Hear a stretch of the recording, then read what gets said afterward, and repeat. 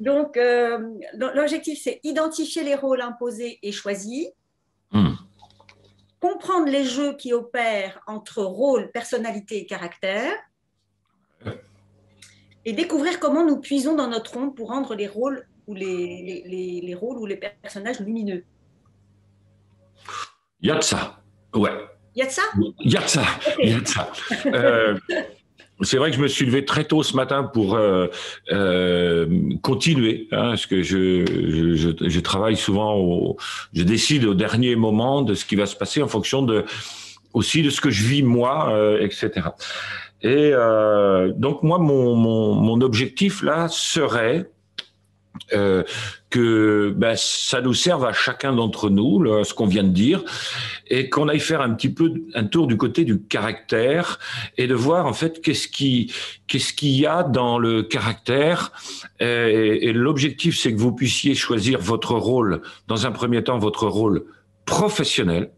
C'est-à-dire, en fait, comment votre caractère, il rentre dans votre rôle professionnel. Et dans un deuxième temps, que vous choisissiez un rôle sur lequel ben, vous êtes un peu plus en difficulté, mais un rôle personnel. C'est-à-dire que vous ne soyez plus là le professionnel, mais comme un client. Voilà. Et ben, ça veut dire un peu, ben, parfois on se met un peu à poil, hein, mais c'est dans des petits groupes, c'est intime, donc ça peut aller. Il nous faut une observation sincère et beaucoup d'humilité pour se regarder en face. Je vois qu'il y en a qui commencent à se gratter la tête. C'est le moment où apparaissent les boutons imaginaires. Moi, j'en ai un là, moi.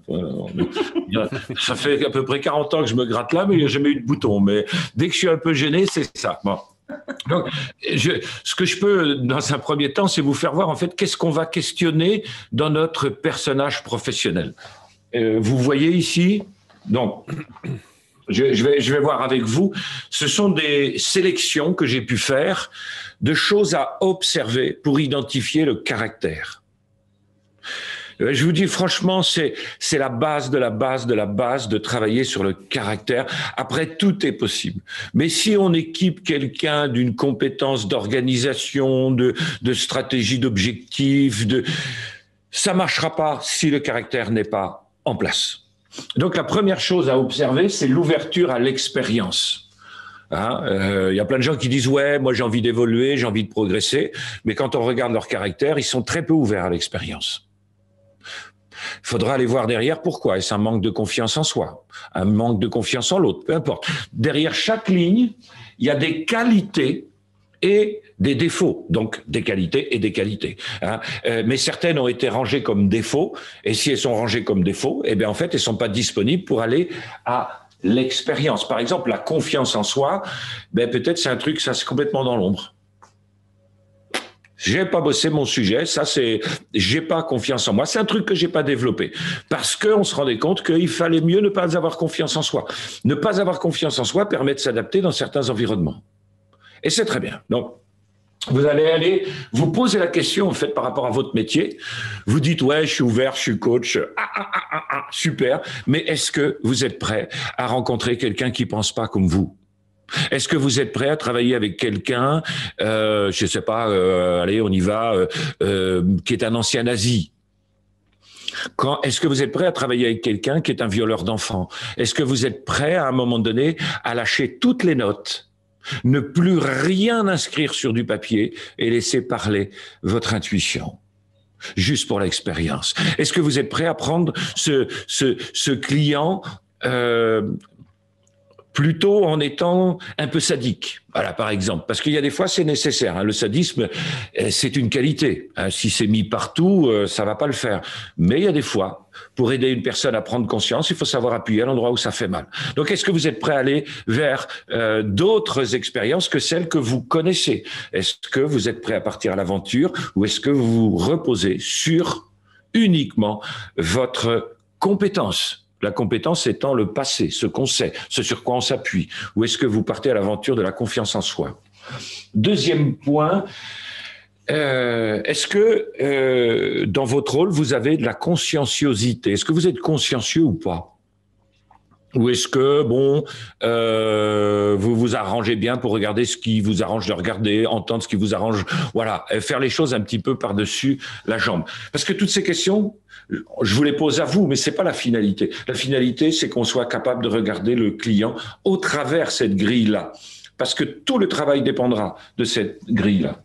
La responsabilité. Est-ce que la personne est en responsabilité? Est-ce qu'elle se sent responsable ou coupable? Est-ce qu'elle accuse toujours en disant, bah oui, mais moi je partirais bien en vacances. Oui, mais mon mari, il est un petit peu casanier. Puis les enfants, en fait, ils aiment pas trop la mer. Et puis, et dans mon entreprise, c'est un peu dur parce qu'en fait, on nous met beaucoup la pression. Ou est-ce que, en fait, la personne dit, cette entreprise fonctionne de cette manière-là? Et j'ai vraiment de grosses difficultés, moi, à encaisser la pression. Mon mari, il est comme ça, mais j'ai de grandes difficultés à partir en vacances tout seul ou toute seule. L'agréabilité, est-ce que je suis agréable? Est-ce que je sais tenir compte des besoins des autres à moyen, court et long terme? Est-ce que je suis quelqu'un avec qui ça crée des ancrages plutôt favorables de passer du temps, d'être en entretien ou tout ce genre de choses. Donc, c'est un ingrédient important dans mon caractère. Il y a plein de fois où ça va être important d'être quelqu'un d'agréable. Et vous connaissez tous des gens qui ne le sont pas. Donc, vous pouvez leur apprendre tout ce que vous voulez. Simplement, eh bien, dans toute forme de coopération avec les autres, eh bien, ça passera pas. Est-ce qu'il y a de la stabilité émotionnelle? Est-ce que la personne n'est pas en sucette au moindre truc? Est-ce que elle prend ses décisions sur sa dimension émotionnelle? Combien de temps lui faut-il pour retrouver sa stabilité émotionnelle? Est-ce que pendant 3 semaines, 1 mois, 6 ans, 7 ans, 10 ans, elle est dans du ressentiment? Ou est-ce qu'elle a retrouvé sa stabilité émotionnelle? Est-ce qu'elle vit dans la peur, dans l'angoisse, dans l'anxiété? Donc là, la stabilité émotionnelle, c'est-à-dire c'est la capacité de redevenir centré, de redevenir stable, quelles que soient les situations et les personnages rencontrés. La volonté, est-ce qu'il y a de la volonté? Il y a un très bon livre, Le pouvoir de la volonté, que j'ai lu il n'y a pas très longtemps, qui va beaucoup s'associer à la notion de self-control. Il y a des fois, il faut laisser faire, se laisser cueillir, se laisser séduire, se laisser porter par les événements, faire confiance à notre ami le temps en disant on verra bien. Et puis il y a des fois, il faut y mettre de la volonté. Est-ce qu'on a accès à la volonté? Moi, j'aime pas, j'ai 56 ans, j'aime pas faire de sport en fait. Ça m'emmerde, j'aime pas le sport. Alors, je suis inscrit à une salle de sport, je peux vous dire que j'y vais pas par plaisir, mais parce que je veux entretenir mon corps. Il me faut de la volonté pour pouvoir y aller. Réaction vs self-control. Est-ce que, quoi qu'il arrive, je suis toujours dans la réaction, dans les réactions automatiques?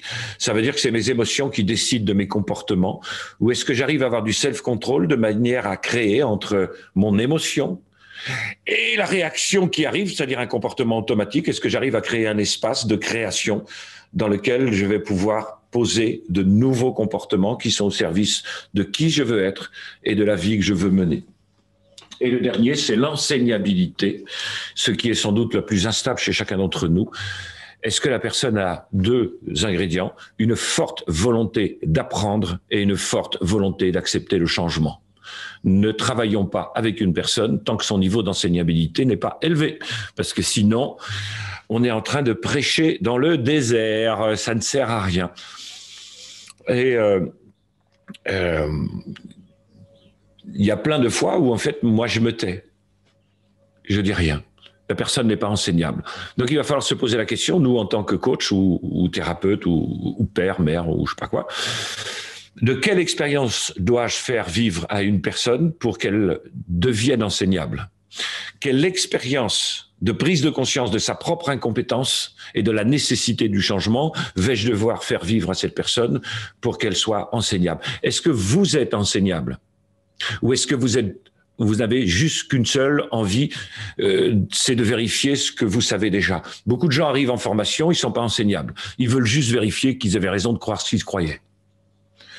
Donc, il faut vivre des expériences, souvent d'échecs, de prise de conscience de sa propre incompétence pour que la personne, à un moment donné, se dise « Ah ouais, bon, allez, je laisse de côté tout ce que je sais et maintenant je pars dans l'aventure de la découverte de ce que peut dire Daniel ou de ce que cette personne peut m'apprendre. » La plupart du temps, nous ne sommes pas enseignables. Donc, c'est les questions que je vous invite à vous poser entre vous. Et vous pouvez vous mettre une note, une couleur, ou comme en maternelle, une gommette, comme vous voulez. Et L'objectif, c'est bien évidemment pas d'y répondre maintenant, mais de commencer à rentrer dans la culture du caractère. Parce que ça ne se voit pas. Ça se devine au travers nos comportements, notre manière d'être, notre manière de faire. Et si vous travaillez avec une personne qui ne remplit aucune de ces cases-là, alors la personne ne changera pas. Par contre, c'est très bon si vous avez un crédit sur un bateau.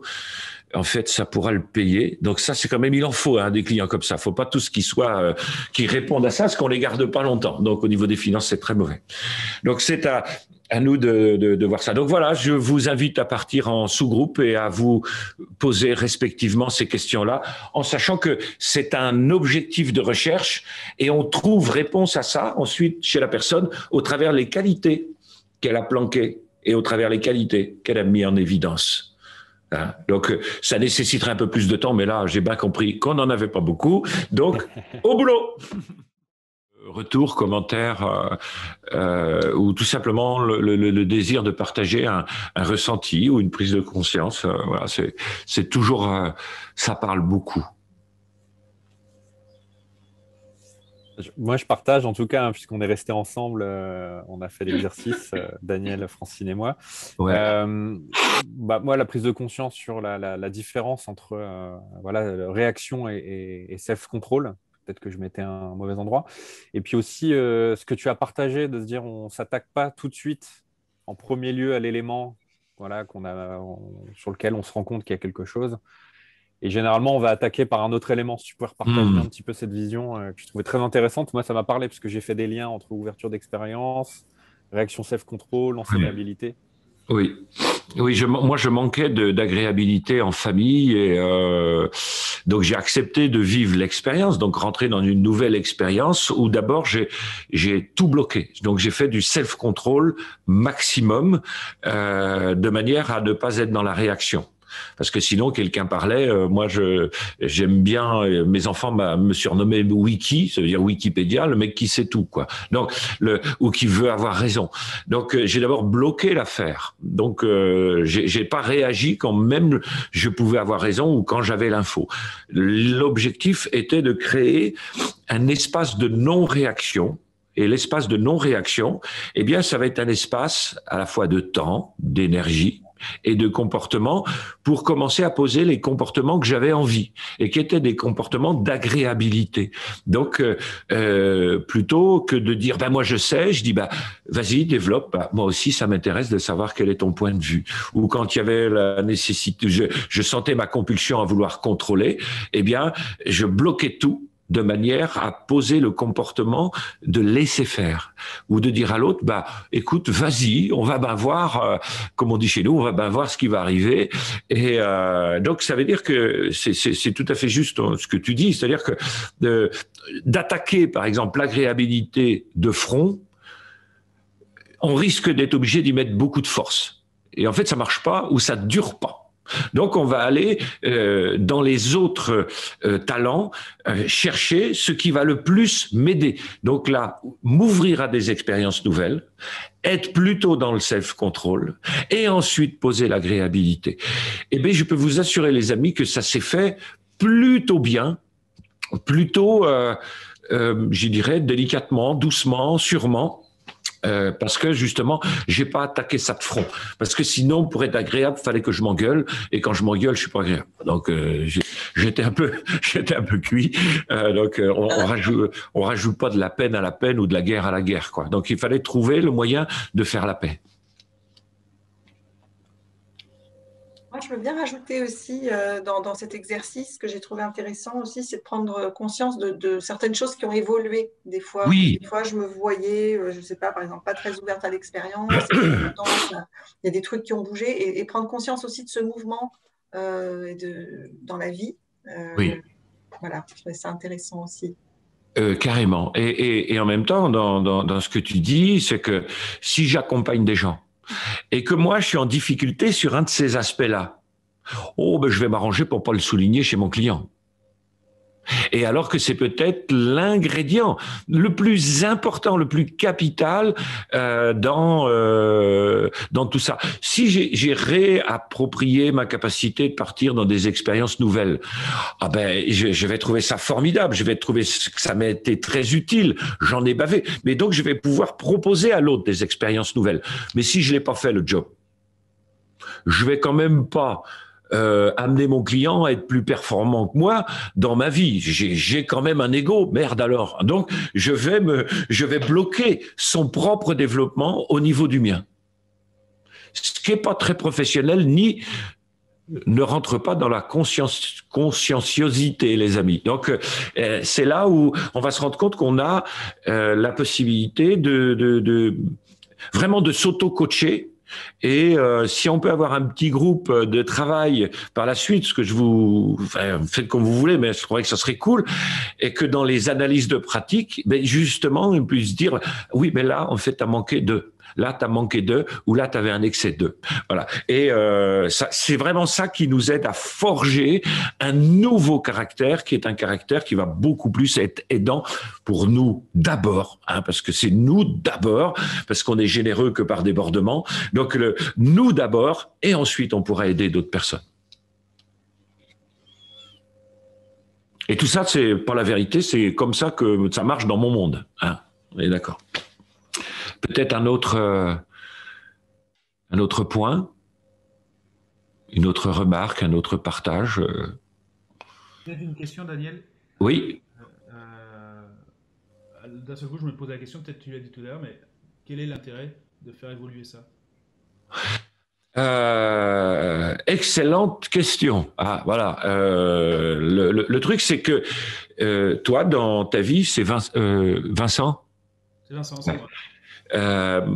Toi, tu as des rôles à jouer. Peut-être tu as des enfants, peut-être tu as une chérie, peut-être tu as des parents, peut-être tu as un business à développer, etc. Tout ça, c'est des rôles que tu vas avoir à jouer dans le contexte du monde professionnel, personnel, etc. Si à un moment donné, il y a un rôle, putain, tu n'y arrives pas. Tu vois, ça bloque, ou c'est toujours le même truc, tu vois, eh ben, il faudra aller voir dans ton caractère, parce que c'est dans ton caractère que ça bloque. Donc, pour y aller voir, pourquoi pas. Bon, des fois, tu vois, des fois, j'achète une bagnole en panne pour avoir le plaisir de la réparer. Bon, donc, si tu veux, ça sert à rien. Sauf que j'aime bien ça. Donc, pourquoi? Parce qu'on aime ça ou parce que ça fait sens dans notre vie. C'est-à-dire que sinon, tu as tendance à chercher de l'habillage dans les rôles que tu as à vivre. Moi, j'étais très attristé de mon rôle de père et de papa. Et j'ai essayé de les habiller, j'ai essayé de les bricoler, j'ai essayé de les bidouiller, ça marche pas. Parce que ce qu'il y avait derrière, c'était mon caractère. C'est-à-dire les ingrédients qui sont la conséquence des comportements, des habitudes que j'ai pu mettre en place.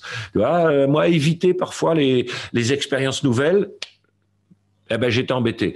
Et quand on a des enfants, ça n'est qu'expérience nouvelle. Ils grandissent tous les jours, ces cons-là. Donc, tout le temps, il faut vivre des expériences nouvelles. C'est-à-dire que j'avais l'habitude de parler à des enfants, me voilà parler avec des ados. J'avais l'habitude de parler avec des ados, me voilà parler avec des préadultes, ensuite des adultes. Aujourd'hui, je suis passé les voir hier, ils ont une entreprise qui a à peu près 100 fois 100 fois plus de chiffre d'affaires que la mienne. Donc je discute aussi avec des chefs d'entreprise à certains moments quand on parle des affaires. Donc eh ben il y a des rôles que je vais pas pouvoir jouer. Je peux vous raconter en fait d'où c'est venu cette prise de conscience de ça. Je suis assez passionné par le cinéma des années 60, 70, 80. Donc, j'ai regardé tous les films de Gabin, de Bébel, enfin, tous les trucs français, voilà. Et j'ai regardé les Jean-Paul Belmondo. Et il y a quelque chose de caractéristique dans l'histoire de Jean-Paul Belmondo. Ça a été son talent de départ. Il a fait une école de théâtre où il est sorti avec les honneurs, même s'il a envoyé balader tout le monde. Et il a fait de très bons films au début de sa carrière. Et puis après, il y a une espèce de truc où on disait, oh, c'est du Bébel. Tu vois, le magnifique, le professionnel, bon, c'est du Bébel, c'est du Bébel, c'est du Bébel, c'est du Bébel. Et il y a même des producteurs, des réalisateurs qui se sont dit, bah tiens, on va faire des rôles pour Bébel. Là, ils ont fait le magnifique. Oh, une merde absolue. Bon. Et au bout d'un moment, la carrière de Bébel, elle s'est cassée la gueule. Pourquoi ? Parce qu'il ne pouvait plus rentrer dans des rôles. À chaque fois qu'il rentrait dans un rôle, c'était du Bébel.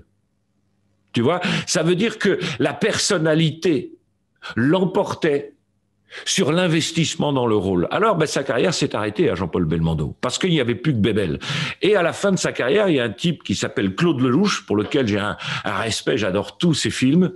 Il lui a proposé un film, un rôle. Ça s'appelle L'itinéraire d'un enfant gâté. Film magnifique, où là, Bébel a disparu.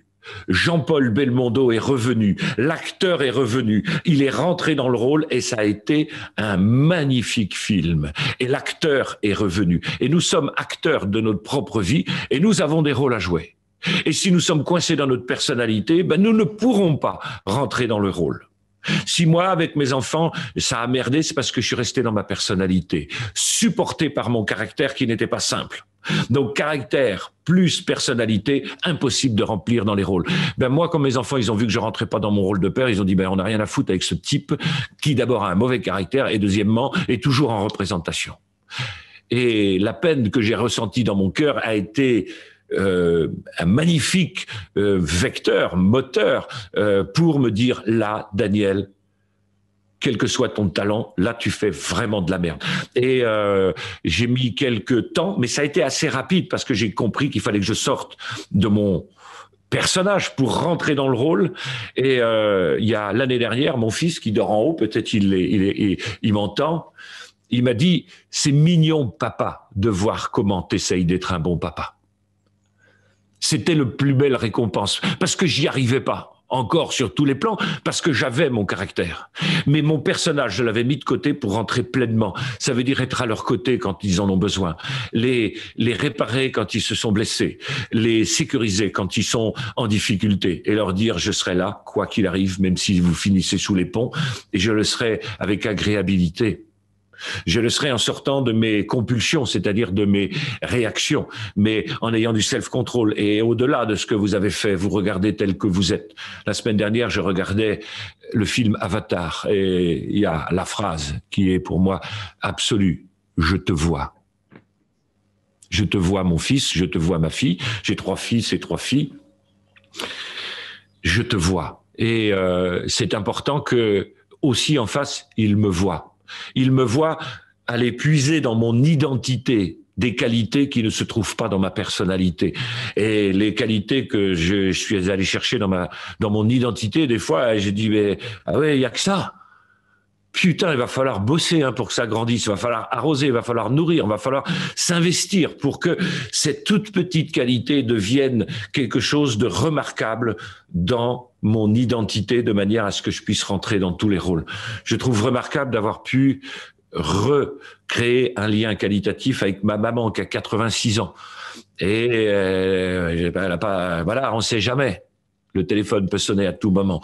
Et donc, je m'en voudrais de n'avoir été qu'un personnage avec un caractère fixe et de ne jamais avoir pu rentrer dans le rôle de fils. Parce que sinon, je me privais de ça et je privais ma maman aussi de pouvoir jouer son rôle de mère avec moi parce que j'étais trop hirsute, trop dans mon personnage à la con qui veut toujours avoir raison et tout contrôler et dans mon caractère aussi un peu raide.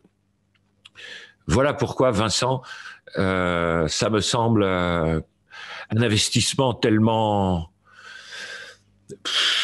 touchant en fait. Voilà. C'est ma réponse. Et dans le schéma que tu nous as affiché l'autre jour, tout à l'heure, excuse-moi. Ah, ça devient long, c'est ça. Non. Dans le schéma que tu nous as affiché tout à l'heure avec tous tes cercles, en t'écoutant là tout de suite dans la réponse que tu viens de donner, j'entends que le rôle est aussi quelque part une contrainte supplémentaire et que parfois il y a des gens qui sont enfermés dans leur rôle et qui n'arrivent pas à être autre chose que leur rôle. Rôle de mère, rôle de père, rôle etc. Et qui n'arrivent pas à être eux-mêmes justement. Et donc du coup, exactement. On voit le rôle comme quelque chose de contraignant aussi quelque part. Il y a les rôles qui s'imposent à nous. Moi, je peux pas. Le rôle qui s'imposait à moi, le rôle de fils, le rôle de frère, le rôle de voisin. Ça s'impose à moi, je vis dans un petit village de Bretagne. Bah, ça s'impose à moi. Je peux ou pas rentrer dedans. Il y a des pères qui ont dit oh, le rôle là, non, ah non, je me tire tout de suite, je ne rentre pas dans le rôle. Alors que le rôle, il est là, mais il est pas rempli. Et puis il y a les rôles qu'on décide. J'ai le rôle, moi j'ai décidé le rôle de chef d'entreprise. J'ai décidé le rôle de comptable. J'ai décidé le rôle de chercheur. Moi, je suis un chercheur dans l'âme. J'ai décidé ces rôles-là, donc je m'y suis investi. Et il y a plein de rôles. C'est pour ça que c'est vrai que tu avais raison quand tu as parlé, en fait, quels sont les rôles qui sont là et quels sont les rôles que je choisis. Eh bien, il y a des rôles qui sont là et je n'aime pas beaucoup, vous savez, je n'aime pas beaucoup le monde du développement personnel, hein, parce qu'on va partir vers la lumière, vers la verticalité jusqu'à la hauteur de la Tour Eiffel. Mais Paris n'est pas la Tour Eiffel c'est pas Paris. Donc, le truc, ça va être intéressant aussi, avant de monter, de devenir Bouddha, ça serait intéressant de regarder les rôles qu'on ne tient pas, parce que cela nous appelle, on les a. Ils sont là et on les remplit pas. Eh ben, ça vaut le coup de se poser cette question. Quels sont les rôles qui s'imposent à moi et quels sont les rôles que je décide de créer et comment je m'investis là-dedans. Et quand on a, justement, des fois, il y a des gens qui n'ont qu'un rôle, ben c'est parce que le rôle correspond très bien à leur personnalité et ils sont pas capables d'en jouer un autre. Parce que moi, il y a des rôles, sincèrement, quand je suis rentré dedans au début, j'étais tremblant de peur, tellement je me sentais mais d'un débutant. Je débutais du débutant.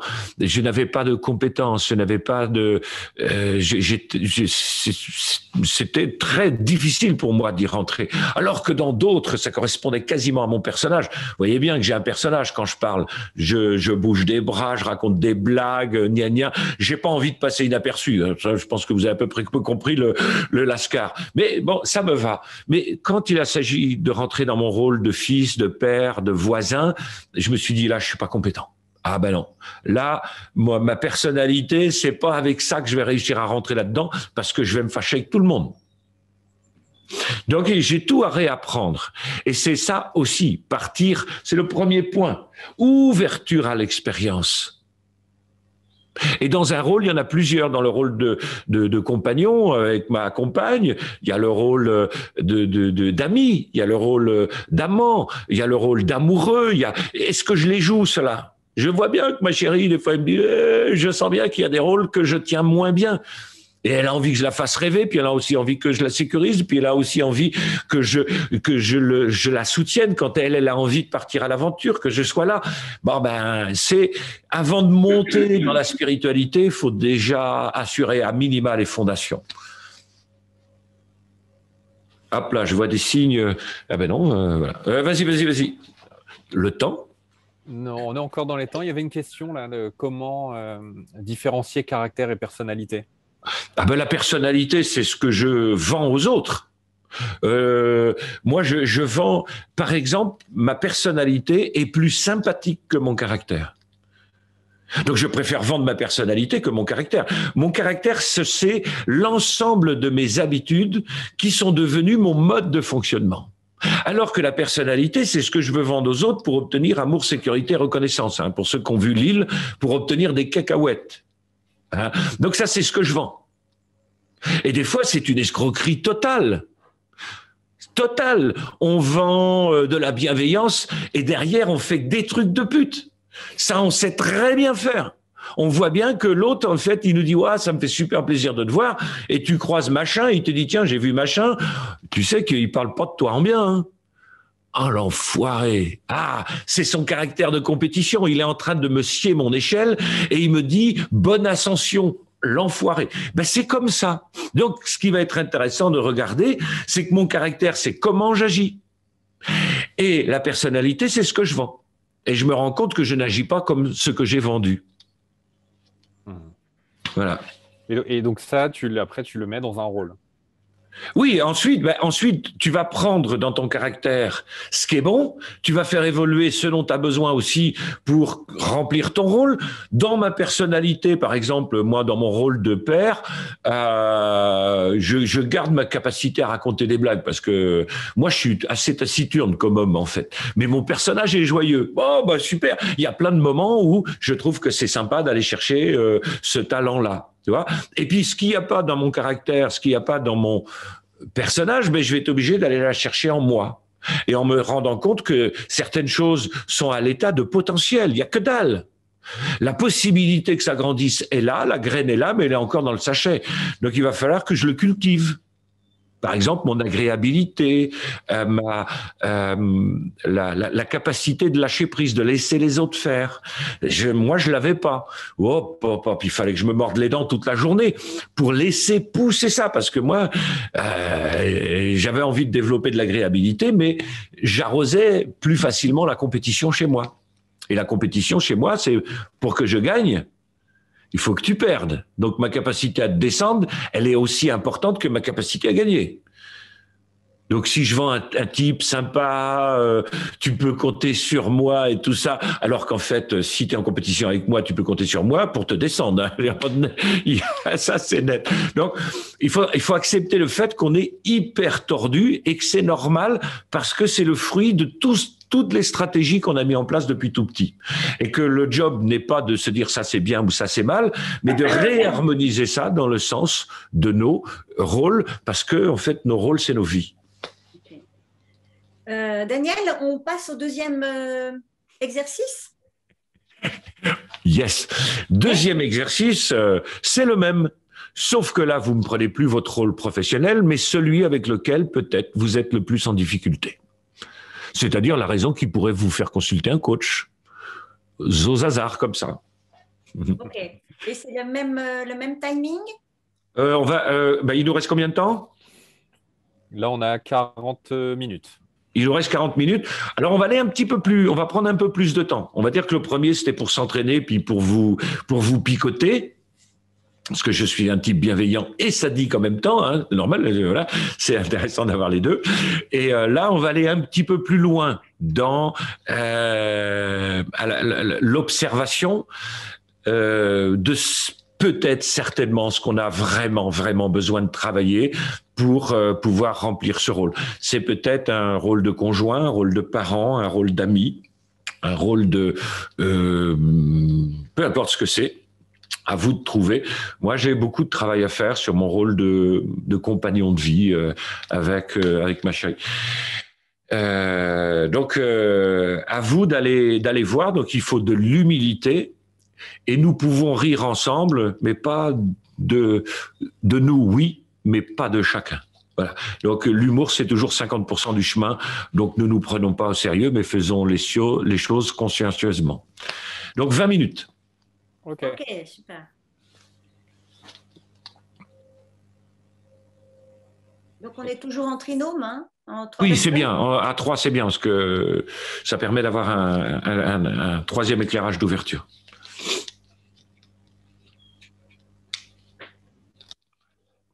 C'est parti. C'est parti, ça commence à se remplir. Ça y est, hop, ça disparaît. Ah, c'est fou. Et nous revoilà tous les trois. C'est à la vitesse de la lumière. Ah oui, c'est ça. C'est ça. Purin, en fait, tu vois, ça donne une idée. C'est assez imagé. Donc, au bout d'un moment, ça schmoute, quoi. Voilà, donc. Bon, ben voilà, tout le monde revenu pour cette belle aventure. Ça y est. Waouh. Merci Daniel. Merci Daniel. Ben, merci à vous. Voilà, c'était notre fruit à tous les trois. Merci. Bien. C'est un truc là. La caméra. Ouais, la caméra qui déconne. Ouais. Je suis sur la carte mémoire.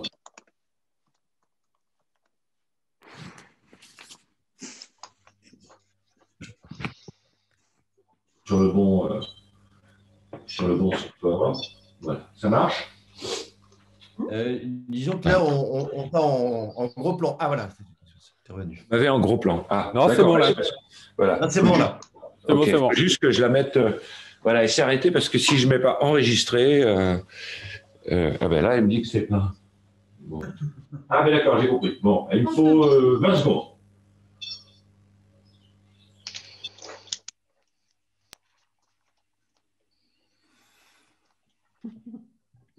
En tout cas, c'est riche, hein. Oui. Ouais, c'est riche. Ben, c'est riche, ouais. Ouais.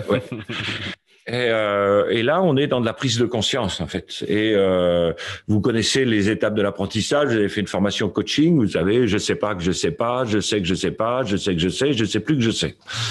Eh bien, en fait, ça fait 4. C'est comme à l'école quand on apprenait à calculer une clôture. Donc, il y avait toujours 8 poteaux, donc 7 intermédiaires. Bon, ben là, il y a 4 poteaux, dont 3 intermédiaires. Eh bien, pour passer de je ne sais pas que je sais pas, je sais que je sais pas, il faut vivre une expérience de prise de conscience. Voilà, il n'y a pas d'autre. Quand on sait qu'on ne sait pas et qu'on veut savoir, ben, faut vivre une expérience d'apprentissage. Et quand on sait qu'on sait et qu'on veut plus savoir qu'on sait, eh bien, faut vivre des expériences de mise en pratique. Voilà. Le plus difficile en termes de pédagogue, en termes de pédagogue, point à la ligne, qu'on soit pédagogue coach, pédagogue formateur, pédagogue thérapeute, il faut toujours respecter ces 3 phases. Parce que si on n'a pas d'expérience de prise de conscience, ben la personne n'est pas enseignable. Et si elle n'est pas enseignable, ben tout ce qu'on pourra apporter, c'est du vent. Ça va pas rentrer dans sa capsule. Et si ça rentre pas dans sa capsule, ben c'est un vent extérieur, voilà, très bien. Mais ça va pas faire le job. Pour que quelque chose puisse être accepté à l'intérieur du système d'une personne, il faut qu'elle ait le désir, l'envie, la volonté, quelque chose qu'elle réclame l'enseignement. On a tous dit aux enfants, faut pas faire ci, faut pas faire ça. Ils sont pas enseignables, ils en ont rien à foutre. Donc, qu'est-ce qu'ils font? Ils continuent de faire comme d'habitude. Mais si ils ont la prise de conscience que c'est bon pour eux, ou la prise de conscience que s'ils continuent comme ça va pas le faire pour eux, à ce moment-là, ils sont enseignables. C'est toujours travailler l'enseignabilité, c'est vraiment une base. Première chose, prise de conscience. Pourquoi vous vous intéressez à ce que je raconte? Parce que la première étape, c'est une prise de conscience de notre propre fonctionnement et des propres travers dans lesquels on va aller. Que si on ne travaille pas sur son caractère, rien ne fonctionnera. Alors là, tu dis, tiens, c'est intéressant ce qu'il dit Morel. Donc, je vais écouter. Voilà. Et c'est comme ça qu'on acquiert l'attention de nos clients, qu'on soit coach, thérapeute, formateur, parent, peu importe. C'est la pédagogie de ces 3 phases. Prise de conscience, apprentissage, pratique. C'est toujours la même chose. Faut pas chercher midi à 14h. Sinon, on va apporter tout ce qu'on a appris en formation, on va faire un recadrage en 6 étapes, on va faire gna gna. Personne n'est pas enseignable, qu'est-ce qu'on va foutre avec ça? Donc voilà, c'est toujours la même clé. Il faut que la personne soit désireuse, mais que même retenir son désir, quoi. Voilà, jouer avec le désir de l'autre. Ah, c'est la même chose que quand on essaye de séduire une femme, voilà. Hein. Et si à un moment donné, elle change sa vie pour venir avec nous, vivre un bout de route, c'est qu'on a été bon dans la prise de conscience et de proposer un autre monde. Et là, l'enseignabilité est là et l'acceptation du changement aussi. Voilà. Donc ça doit être séduisant. Voilà. Il y avait une question tout à l'heure dans le chat aussi là que je vois.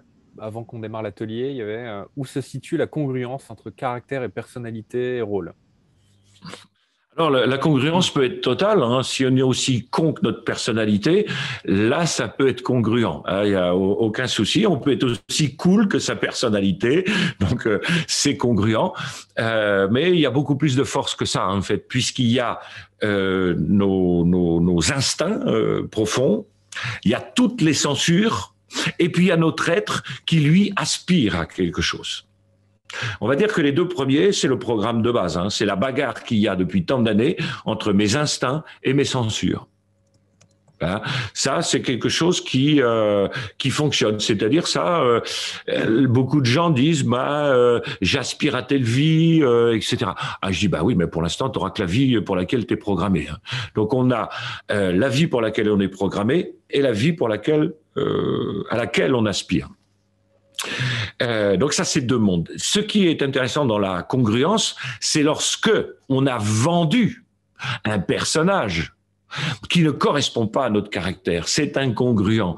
Par exemple, on a vendu un personnage de soutien alors qu'on a un caractère de compétition. Et à un moment donné, par exemple, on va dire « Ouais, j'espère que tu vas y arriver. Hein. » Et il y a juste le sourire de la bouche dans cette zone-là. Les yeux, ils s'agrandissent pas. Donc là, il y a quelque chose d'intéressant. Alors que la personne dit « Ouais, je te soutiens », le moment où, tiens, il y avait peut-être un client potentiel, elle n'a pas parlé de nous. Donc, c'est incongruent. Donc, on va avoir l'incongruence dans les mots, incongruence dans le paraverbal, c'est-à-dire tous les signes que le corps envoie, et dans le non-verbal, c'est-à-dire en fait comment la personne va se comporter aux yeux de ce qu'elle a dit, parce que c'est son caractère qui va décider. Donc, il faut arrêter d'être hypnotisé, fasciné par le visible. Si bon sang, on avait pris 3 mois avant de se marier pour regarder le caractère, parce nous, on croit qu'on se marie avec cette personne fascinante, romantique, à l'écoute, facile à vivre. 6 mois après, si t'as pas rangé tes godasses, mon pote, ça va chier. Et là, tu découvres le caractère. Oui, mais c'est trop tard. T'as pris l'appart, elle est enceinte. T'as commandé la bagnole. Comment on fait? Merde. Non, mais toute ressemblance avec vos maris, ou ce serait pure coïncidence. C'est pour les autres, parce que nous, on n'est pas concernés. Mais le truc de malade. Donc, j'allais dire, il faut épouser un caractère, quelle que soit la manière dont on est fasciné au début. Ouais, parce que par un caractère, par un physique, ou par le personnage vendu. C'est ce que fait le principe de la NPE ou Pôle emploi maintenant, c'est te préparer en fait à vendre un personnage, et après le patron il se démerdera avec ton caractère. Tu recrutes, ne recrute pas sur ce que la personne te dit, recrute sur ce qu'elle ne sait pas qu'elle dit, c'est-à-dire ce que toi tu vois. Moi je vous vois et maintenant je vous regarde. Donc ça veut dire quoi? Ça veut dire que je vois le personnage que vous avez. Bon là, j'ai un petit carré qui est grand comme ça. Bon, je vais pas percevoir grand-chose. Mais dès que je suis avec quelqu'un, je vais même lui balancer une petite boulette, un petit truc un peu à la con. Je dis tiens, on va avoir un petit peu. Et la personne me boude, hein. Elle boude. Ouais. Alors qu'elle me dit qu'elle est cool, et puis en fait elle est bienveillante, et puis qu'en fait une de ses qualités principales, en fait, c'est la tolérance, parce que son cœur est rempli d'amour, et puis depuis qu'elle a été éclairée par la lumière, en fait, c'est un être éveillé. Ah, c'est un être éveillé, mais regarde son caractère. Donc ce qu'il va falloir regarder, c'est ce qu'on voit pas. C'est la plupart des personnages servent à attirer l'attention pour qu'on ne voit pas les caractères. C'est le principe, vous savez, Mesmer, vous connaissez tous Mesmer. Voilà, je suis allé le voir plusieurs fois parce que j'aime bien ce qu'il fait. Il faut pas parler de ça dans les centres de formation en hypnose, hein. L'hypnose de spectacle, c'est caca. Hein. On n'en parle pas parce que c'est pas bien, gna gna. Bon. Sauf que, bon, ça, on fait ça tous les jours. On fait ça tous les jours. Et vous savez, son nom de scène, c'est le fascinateur. Parce que il attire l'attention et boum, il place ses suggestions. Mais pour ça, il faut d'abord fasciner le mental. Alors le personnage, il sert à fasciner de façon d'être accepté malgré notre mental. Donc ça vaut le coup peut-être, plutôt que de travailler la vitrine, il vaut mieux travailler le magasin et les stocks. C'est-à-dire plutôt que de travailler le personnage, il vaut mieux travailler à être honnête en disant tu sais, moi je suis quelqu'un de courageux mais en même temps je suis lâche. Je suis quelqu'un, il y a des trucs que j'ose et il y a des trucs franchement je me sens pas bien. Tu sais, je travaille à lâcher le contrôle mais je suis encore pas au point. Voilà, c'est honnête. Mais qui fait ça? On a tellement peur d'être rejeté. L'enfant quand il a 2 ans, est-ce qu'il peut se permettre d'être rejeté par ses parents? Non. Est-ce qu'à 5 ans, il peut se permettre d'être rejeté par ses parents? Non. Donc, Lise Bourbeau parle beaucoup des blessures, mais il y en a une qu'on a tous, c'est la blessure de rejet. Parce qu'on ne peut pas se la permettre. On ne peut pas se permettre d'être rejeté. Alors on se vend. Et puis on passe tellement de temps à vendre notre personnage qu'on ne passe jamais de temps à travailler notre caractère. Donc l'idée, c'est de rééquilibrer le machin. Parce que de toute façon, moi, je travaille ça depuis des années. J'écoute plus ce que les gens me racontent, hein, ils racontent que des conneries. Alors là, les gens mentent en permanence. À peu près à 95% du temps, ils mentent. Bon. À eux-mêmes, à moi, etc. Je regarde la manière dont ils se comportent dans un contexte. C'est-à-dire, je regarde ce qui n'est pas visible. Je regarde ça. C'est-à-dire, ces points-là. Est-ce que la personne est ouverte à l'expérience? Tu vois, il y a des gens, ouais, tu sais, moi, je suis un aventurier, j'ai envie, tu sais, dans ma vie, que j'ai envie d'être voir avec toi, j'aimerais qu'on bouge, parce que c'est vachement important d'être ouvert au monde. 3 mois après, ben viens avec moi à la boulangerie, j'ai pas envie d'y aller tout seul. Là, tu dis, je me suis fait avoir le truc. Il y avait incongruence et je l'avais pas vu. Mais c'est normal, parce que l'autre m'avait fasciné. Après la période amoureuse, quand on commence à récupérer sa paire de lunettes, hein, là, on découvre le caractère de l'autre et on se dit, bah ouais, là, on s'est engagé peut-être un peu vite, toute la famille est prévenue. Et je crois que la salle est réservée. On est mal. Ben oui, on est mal. Parce qu'on s'est fait avoir, parce qu'on est des fascinateurs fascinés. Plus on veut fasciner, plus on est fasciné. Et quand on est fasciné, ben on voit pas. On voit pas le caractère de la personne parce que on est fasciné par ses attributs intellectuels, ou une paire de seins, une paire de fesses, un caractère, où cette personne, tout d'un coup, on a l'impression que c'est l'exact pansement de ma blessure. Ah, et tu dis, ouais, grâce à ce pansement, c'est génial, je vais vivre toute ma vie heureux. Moi qui avais une grande tristesse, elle a une grande joie. Hop, on va mettre ça, hop, là, on va mettre ça dans le pot, et puis ça va marcher. Oui, mais non, ça, c'est ce qu'elle t'a vendu. Elle avait bien repéré aussi comment te fasciner, Andouille. Elle l'avait pas fait de manière volontaire, mais nous sommes des spécialistes pour ne pas être rejetés. Donc on a construit des personnages, et ces personnages, pour la plupart d'entre nous, ils sont faux, et c'est pas le développement personnel qui arrange les choses, hein, parce que ça fait des égos spirituels, ou des égos développés, ou des égos bienveillants, et toute la prouterie qui va avec. Je vous parle d'un vrai travail de fond. Le vrai travail de fond, c'est de bosser le caractère, et de manière à ce qu'à un moment donné, on vende un personnage aussi séduisant que notre caractère. Parce qu'après, on va se plaindre sur l'injustice, sur les escrocs qui ont vendu un aspirateur à ma grand-mère alors qu'en fait, elle en avait pas besoin. Mais toi, tu t'es bien vendu à ton mec et maintenant, tu lui casses les pieds. Tu t'es vendu comme quelqu'un de vachement cool et tu es en colère contre toutes ces arnaques dans le monde. Eh ben, réveille-toi. C'est toi le plus grand escroc. Ben, quand je dis toi, je m'inclus dedans. Donc, combien de fois, parce que tout d'un coup, j'avais l'impression que c'était si bon d'être cajolé sur ma blessure, qu'il y avait de la joie sur ma tristesse, qu'il y avait de la rassurance sur ma peur, qu'il y avait de la solidité sur mes angoisses. Oh, je me suis vendu, mais comme un voleur de sac à main. Et après l'autre, il dit, je savais pas que t'étais comme ça, hein. C'est pas facile de vivre avec toi, hein. T'es un peu un ours, en fait. Ouais. Mais je peux pas te le dire avant parce que sinon j'aurais pas eu ma récompense. J'aurais pas eu mon pansement. J'aurais pas eu ma joie. J'aurais pas pu prendre ta tristesse que je pouvais poser sur ma joie et qui me donnait un moment de répit. On est tous des escrocs. Faut juste le savoir et regarder à quel point on en est, hein. Voilà. Et ce que disait, voilà.